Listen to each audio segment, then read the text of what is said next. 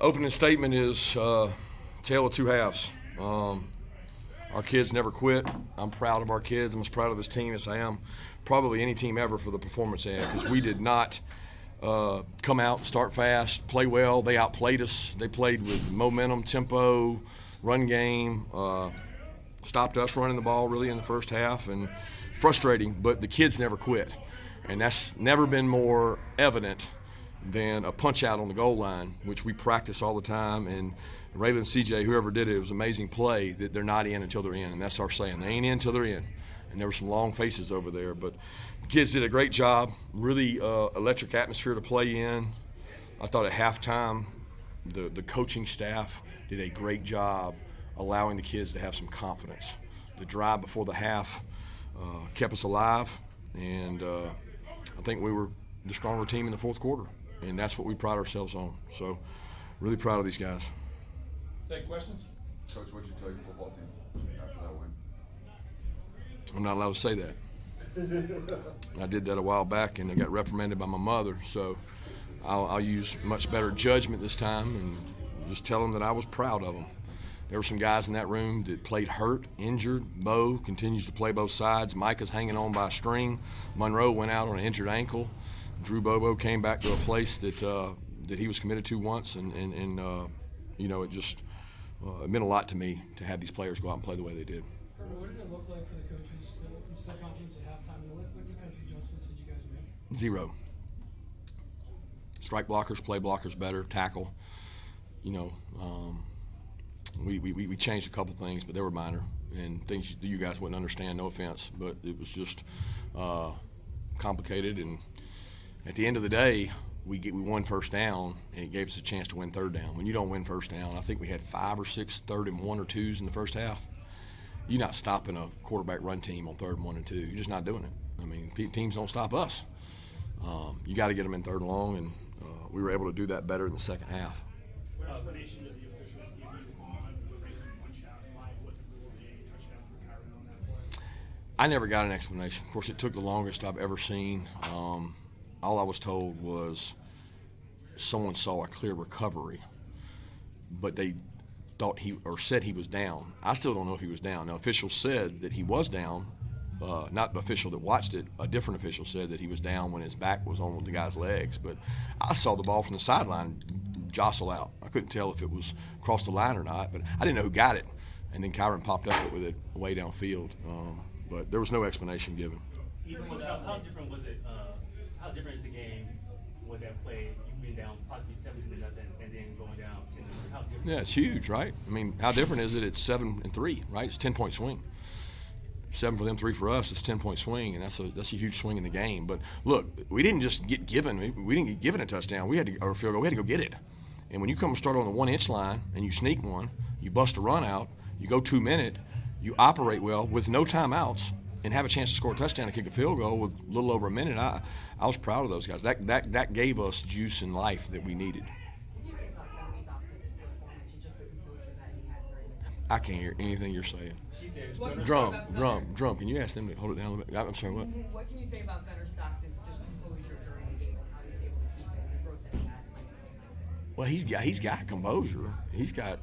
That's never been an issue. Composure is my issue, not his. He's got great composure. He's got poise in the pocket. He's tough. He takes hits. I mean, none of that surprised me because he's got it, right? We have to play more effectively in the first half.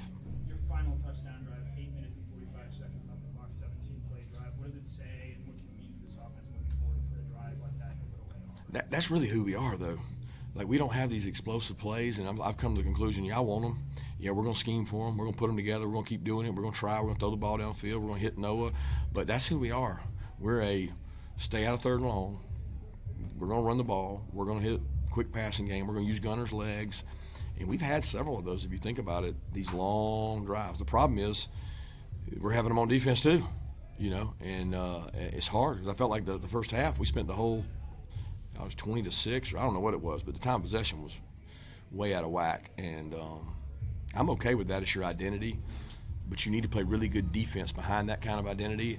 And we've played okay defense. I mean, it's crazy how good we can play at times and how poorly we can play at times. Coach, you shut them out in the second half.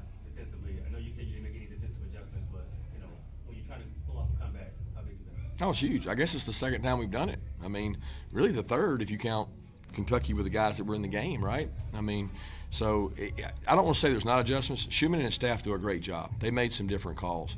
But an awareness of what they were running after an off week, they hit us on some things that honestly we didn't rep. And we had to rep them, and we had to get it fixed. We got it fixed, but we played blocks and tackle people better, and that's football.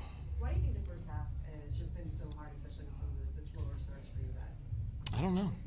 I wish I knew. I mean, I would tell you if I did. I asked the team that question afterwards.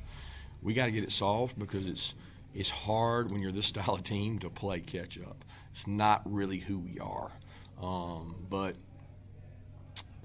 We got to get better.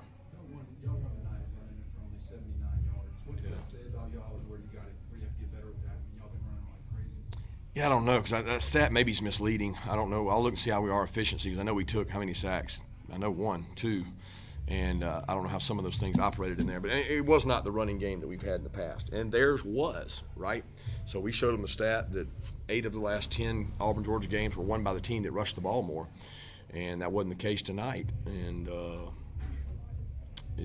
I still think we got a good running team and a good stop-the-run team, but I think they had a really good plan. Some of their rushing yards were perimeter things, rockets we call them, and that hurt us, but it wasn't direct runs.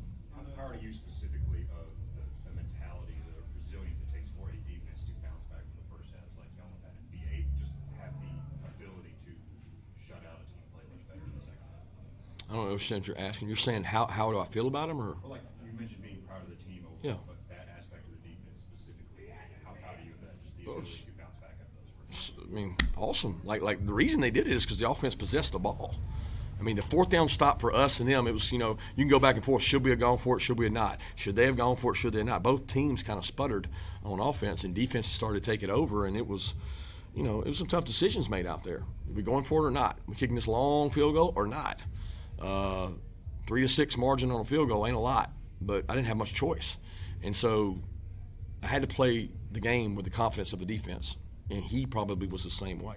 Zachariah Branch, 9 catches for 57 yards tonight, a couple on that final drive. What's it say about him that, it seems like you guys were getting the ball consistently and you were still able to get yards from you in that late drive? Yeah, that's a little misnomer because those are run plays.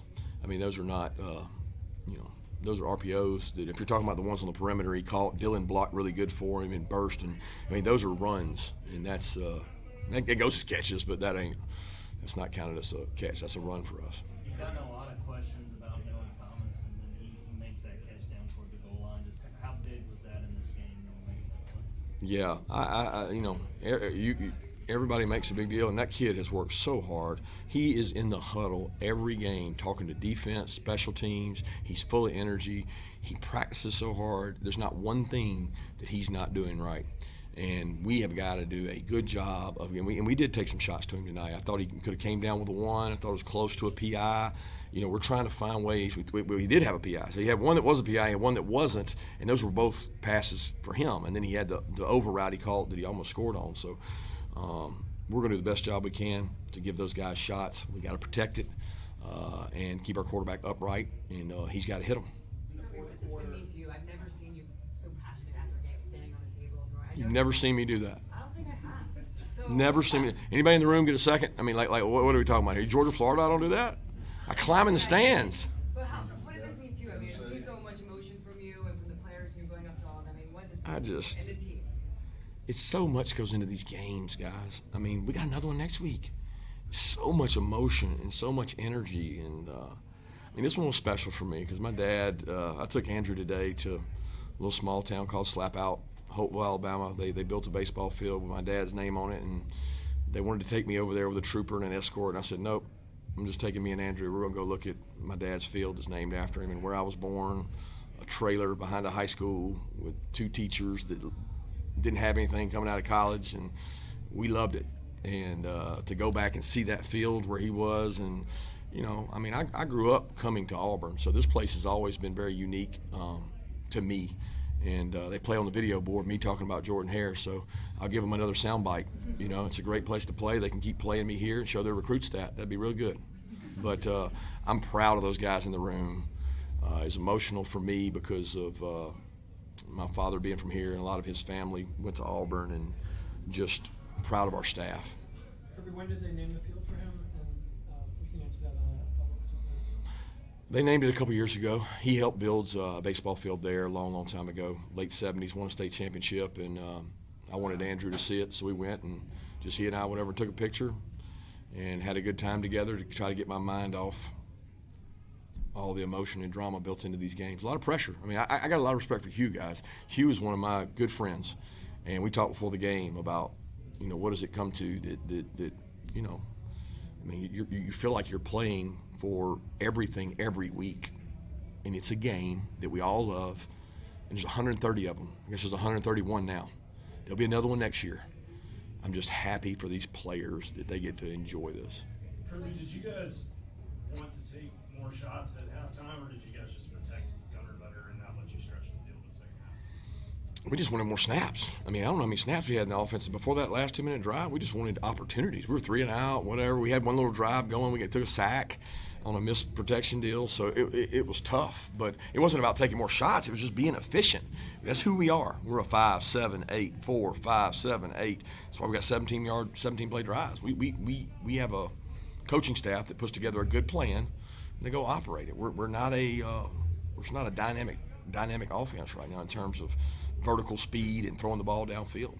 In the fourth quarter, there was a stoppage right before the penalty on Cash, where it looks like you may have tried to call a timeout. You gesturing with your hands. What do you recall about that play? Yeah, they're clapping. So I told them before the game, if these guys clap, it's a penalty. They can't clap because it will false snap. I've lost games on that before in the stadium. And I told them, I said, if they clap, I'm going to tell you. I got somebody in the box watching every play. They were clapping. So I ran over to him and said, they're clapping. They're clapping. And he thought I called timeout. And so I wanted to make sure he understood it. Go lip read, because I'm screaming, they're clapping, they're clapping. I didn't need a timeout because we were going to get it off before the shot clock. It was 2-1, and we were going to get it off before the play clock ended, and I didn't need a timeout. It was the fact that they were clapping. I wanted them to call it because it's a penalty. I saw you talking with Gunner after the late fourth quarter touchdown. It looked like you were frustrated that he didn't get out of bounds. No, go down. We won the game. So they'll be sending people to investigate that one because that's a 3-7. It's a 3-10 score. But we were thinking slide. He didn't hear us say that. We told all the players that we're going to get the ball, and Gunner thought we meant if we score, we win. And I was saying if we slide, we could snap. We didn't have to. All we did was kneel the ball out. They couldn't stop the game. So we had to go out and play those defensive snaps for no reason. That's another analytics. Got time for one more question? Coach, you had an emotional moment with McCray and Branch right after the game. What did you talk about with them, and how have they fit into this offense? Yeah, I just love those guys. They're both guys that came in here from other programs, really good programs, and love Georgia and competed. I wanted them to get a taste of this atmosphere and be able to enjoy it. And they both played well and did good things for us. But really proud of this team, guys. That's the message. Nothing else needs to be said than how hard these guys played in the face of a tough crowd and tough adversity. I mean, we need a better atmosphere than that next week by our fans. Thanks. Thank you, Coach.